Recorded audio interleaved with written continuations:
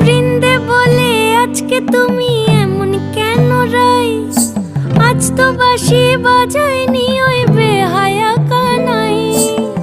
কালা আমার পাকের আগুন, কালা চুলার ছাই, কালা আমার পাকের আগুন, কালা চুলার ছাই।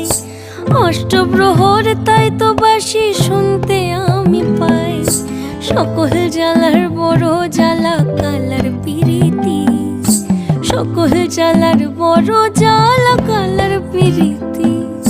চন্দন করিয়া কালা অঙ্গে মেখেছি, চন্দন করিয়া কালা অঙ্গে মেখেছি।